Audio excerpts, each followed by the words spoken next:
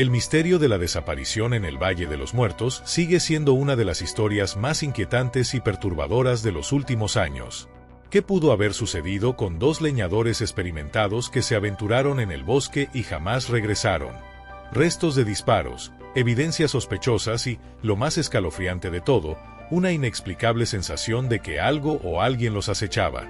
¿Fue una tragedia causada por la naturaleza, una trama criminal siniestra o algo más místico y desconocido? Prepárate, porque este relato te mantendrá al borde de la silla hasta el último detalle. Y, por cierto, presta mucha atención. Podría ser quien descubra la pieza clave que cambie toda la historia. En los comienzos de un verano subártico, en junio de 2005, dos viejos amigos, Frederick Hardesty y David Horsey, miembros de la comunidad indígena Dene, decidieron adentrarse en el salvaje valle del río Nahanni. Este remoto lugar se encuentra a aproximadamente 120 kilómetros al noroeste de Fort Simpson, Canadá. El plan era sencillo: pasar unos días en una cabaña situada a orillas del río, propiedad de su amigo Rod Gandersen. La cabaña, rodeada por la naturaleza indomable, ofrecía el refugio perfecto para una escapada. El domingo 12 de junio, los amigos prepararon su equipo, lo cargaron en el bote de Rod, quien se ofreció a llevarlos al lugar, y emprendieron el viaje. Sin embargo, pocos días después, lo que parecía ser una excursión común se transformó en una tragedia que conmocionó a la comunidad. El jueves 16 de junio, Rod regresó a la cabaña para recoger a los amigos, pero lo que encontró lo dejó perplejo. La cabaña estaba cerrada, no había señales de los hombres y, frente a ella, los restos de una fogata parecían ser el único indicio de actividad reciente. Preocupado, Rod llamó a su esposa desde un teléfono satelital para verificar si los hombres habían regresado a Fort Simpson por otra vía, pero la respuesta fue negativa. Ni Frederick ni David habían aparecido en el pueblo. La inquietud creció rápidamente y, a la mañana siguiente, las familias contactaron a la policía. El 18 de junio, la Real Policía Montada de Canadá inició una investigación. Con el apoyo de voluntarios locales y el Departamento de Medio Ambiente, se desplegaron helicópteros, botes y equipos terrestres para rastrear la zona. Durante la búsqueda, se encontraron pistas inquietantes. Un zapato y un calcetín que pertenecían a uno de los hombres aparecieron cerca de un arroyo, a unos 4 kilómetros de la cabaña. Las huellas alrededor del área no mostraban signos de huida, lo que indicaba que los hombres se habían movido con calma. Además, se hallaron rastros de lobos y osos, pero no había evidencia de ataques animales. El misterio se profundizó cuando, el lunes, cámaras térmicas utilizadas en la búsqueda aérea no detectaron señales de calor humano. Al día siguiente, se descubrió que, además de la fogata frente a la cabaña, los hombres habían encendido otra fogata río abajo. Junto a esta última, se encontró un bidón de combustible vacío, lo que planteó más interrogantes. ¿Por qué dos expertos en supervivencia harían uso de combustible para encender un fuego en una zona tan peligrosa? La tensión aumentó cuando la familia de Frederick expresó públicamente su frustración por la lentitud en las operaciones de búsqueda. «Estamos hablando de dos de los nuestros, y merecen un esfuerzo mayor», declaró don Hardesty, primo de Frederick. Las autoridades, por su parte, justificaron el retraso alegando falta de información inicial. Mientras tanto, las temperaturas en la región descendían a niveles peligrosos durante la noche, incrementando los riesgos para los hombres si estaban expuestos a los elementos. Tras más de 10 días de búsqueda, el 27 de junio, el cuerpo de David Horsey fue encontrado en un bosque denso, a unos 3,7 kilómetros de la cabaña. Presentaba quemaduras en las manos y los antebrazos, un detalle desconcertante. ¿Qué pudo haber provocado esas quemaduras? ¿Un accidente? ¿O algo más siniestro? La autopsia reveló que la causa de su muerte había sido hipotermia, pero las circunstancias seguían sin encajar del todo. Mientras tanto, la búsqueda de Frederick continuaba. Ante la falta de resultados, las familias decidieron movilizarse por cuenta propia, reclutando voluntarios para intensificar los esfuerzos. Los familiares expresaron su desconfianza hacia las autoridades, convencidos de que no se estaba haciendo lo suficiente. Si esto le hubiera pasado a alguien del sur de Canadá, la respuesta habría sido inmediata, comentó un pariente. Finalmente, el 7 de julio, un perro de búsqueda especialmente entrenado encontró el cuerpo de Frederick atrapado entre troncos en el río Nahanni, a unos 20 kilómetros de la cabaña. La autopsia inicial indicó que había muerto por ahogamiento, pero esto no resolvía los enigmas que rodeaban el caso. ¿Qué los llevó a abandonar la cabaña, dejando atrás sus armas y suministros? ¿Por qué decidieron encender una segunda fogata? Los familiares de las víctimas comenzaron a señalar irregularidades en la investigación. Se descubrió un agujero en la camisa de Frederick que parecía ser causado por un disparo, además de casquillos de bala y residuos de pólvora cerca de la cabaña. Sin embargo, las autoridades insistieron en que no había indicios de heridas de bala en los cuerpos. La comunidad, frustrada por la falta de respuestas, organizó sus propias búsquedas y recopilaron pruebas adicionales, como señales de un incendio provocado con acelerantes cerca de la cabaña. Este hallazgo generó más preguntas. ¿Fue una decisión desesperada o algo los obligó a hacerlo? A pesar de todos los esfuerzos, el caso sigue lleno de incógnitas. La falta de una investigación adecuada en la escena inicial y las inconsistencias en las declaraciones oficiales dejaron una sombra de duda sobre lo que realmente ocurrió en el Valle de los Muertos. Los agujeros en el suelo y las paredes de la cabaña parecían hablar de algo mucho más oscuro de lo que cualquiera podía imaginar. Todo indicaba que un evento extremadamente inusual había ocurrido allí, pero la policía aseguró que cualquier evidencia potencial había sido supuestamente destruida por los mismos equipos de búsqueda. Esta afirmación encendió aún más la indignación de las familias de las víctimas, quienes ya desconfiaban profundamente del manejo del caso por parte de las autoridades. Desesperados por obtener respuestas, los familiares decidieron recurrir a expertos independientes, convencidos de que el caso requería una revisión detallada. Insistieron en que los cuerpos de las víctimas fueran reexaminados para determinar si lesiones como las quemaduras en las manos de Horsey podían estar vinculadas a algún acto criminal.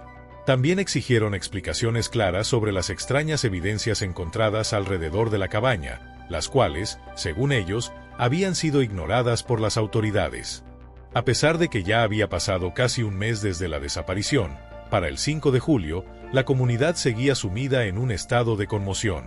Aunque los cuerpos habían sido hallados, las preguntas más importantes seguían sin respuesta. ¿Cómo dos hombres experimentados, acostumbrados a los desafíos de la vida en la naturaleza, terminaron en una situación tan vulnerable?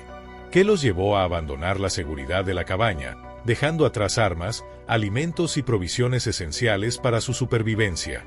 A medida que las dudas aumentaban, también lo hacían los rumores en Fort Simpson.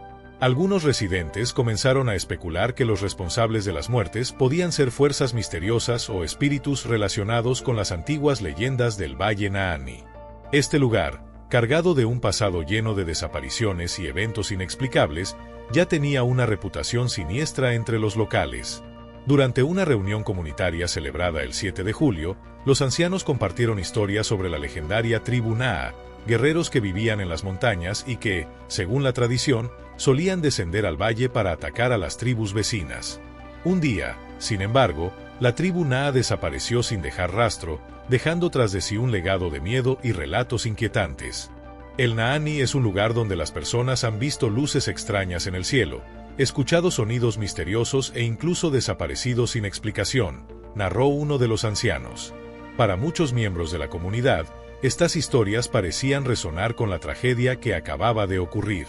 Sin embargo, los familiares de las víctimas continuaron presionando a la policía, exigiendo transparencia y la participación de expertos independientes. A pesar de esto, los representantes policiales insistieron en que no había evidencia de un crimen. Según ellos, los expertos habían concluido que Horsey murió de hipotermia y Hardesty se ahogó probablemente intentando ayudar a su amigo. Por otro lado, el investigador independiente contratado por las familias comenzó a desmontar la teoría oficial.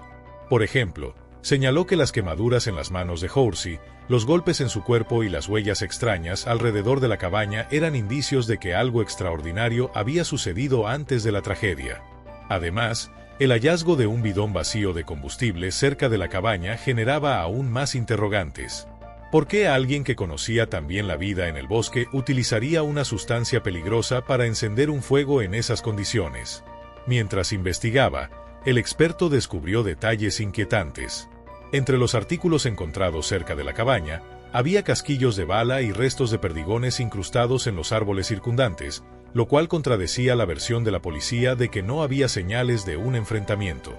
Uno de los casquillos mostraba marcas visibles que sugerían un uso reciente. Por otro lado, las quemaduras en la ropa de Horsey seguían siendo un enigma. Según los expertos independientes, estas lesiones podían haber sido causadas por llamas o incluso por una sustancia química. Además, la ropa de Hardesty, hallada junto a su cuerpo, presentaba daños que parecían indicar que alguien la había arrancado con violencia. Mientras tanto, la ansiedad en la comunidad iba en aumento. Los residentes, familiarizados con la historia del valle, comenzaron a recordar viejas leyendas sobre criaturas siniestras que habitaban la región. Una de estas historias hablaba de espíritus de las montañas que podían atraer a las personas hacia el bosque y obligarlas a abandonar sus refugios. Los ancianos locales advertían que estos fenómenos no eran nuevos y aconsejaban extrema precaución al visitar el valle. Sin embargo, el investigador decidió no descartar una explicación más racional y consideró la posibilidad de que humanos pudieran haber estado involucrados en las muertes.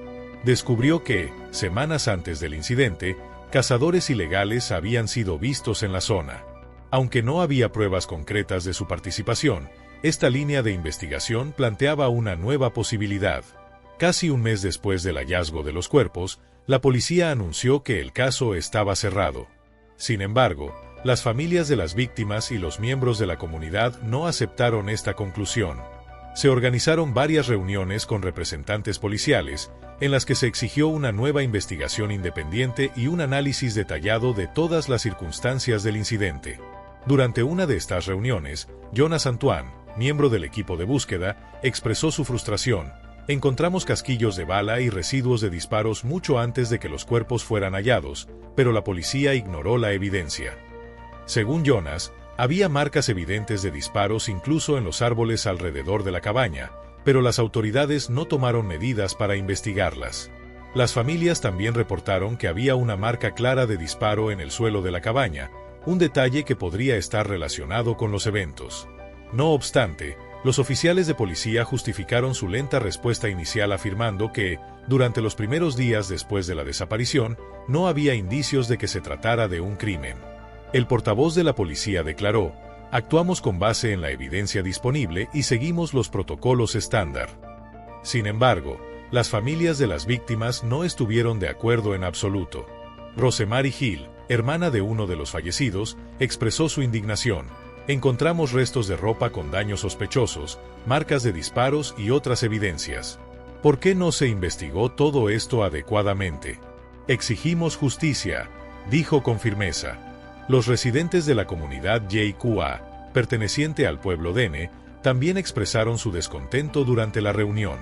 Señalaron que, en su opinión, si el caso hubiera involucrado a residentes de las regiones del sur del país, la respuesta de la policía habría sido mucho más rápida y exhaustiva. Por su parte, los oficiales de policía admitieron estar revisando la investigación y se mostraron abiertos a trabajar con expertos independientes para identificar posibles errores o deficiencias. "Reconocemos que hay aspectos que pueden mejorarse. Si las familias lo desean, estamos dispuestos a iniciar una investigación más profunda con expertos independientes", declaró el inspector jefe Jim Cunningham. A pesar de estas declaraciones, las familias de las víctimas, al recurrir a expertos independientes, fueron advertidas de que los resultados podrían ser limitados debido al tiempo transcurrido y la pérdida de evidencia clave. Mientras tanto, los residentes locales, familiarizados con la enigmática zona del Valle Nahanni, compartieron sus inquietudes. Recordaron otros eventos extraños que habían ocurrido en la región durante décadas: desapariciones de personas, comportamientos inexplicables de animales y fenómenos que desafiaban toda lógica. Según los buscadores y conocedores del área, estas anomalías podían estar relacionadas con las muertes de los madereros. La comunidad y las familias insistieron en que la forma de investigar este tipo de incidentes debía cambiar.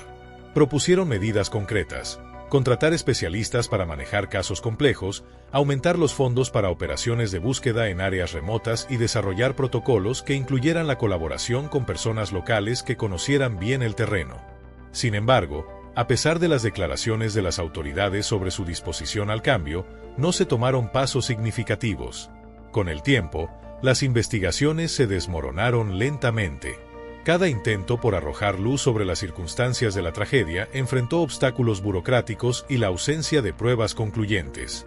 Algunos residentes organizaron sus propias expediciones al Valle Nahanni, con la esperanza de encontrar nuevas evidencias o al menos comprender mejor qué pudo haberles ocurrido a los experimentados madereros.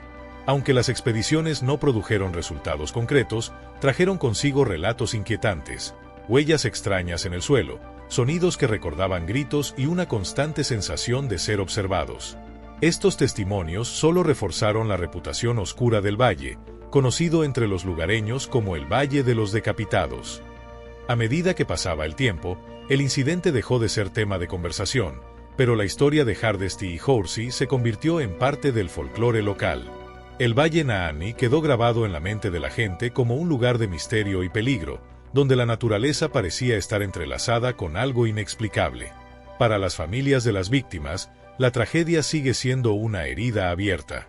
Siguen exigiendo justicia y explicaciones, con la esperanza de que algún día la verdad salga a la luz. Pero por ahora, las preguntas permanecen sin respuesta, y el Valle Nahanni continúa guardando sus oscuros secretos. Este es el fin de la historia, pero el misterio sigue sin resolverse. ¿Qué piensas que ocurrió? ¿Fue una coincidencia trágica, una intervención de las fuerzas de la naturaleza o algo aún más misterioso? Comparte tus opiniones en los comentarios y no olvides suscribirte para más historias intrigantes como esta.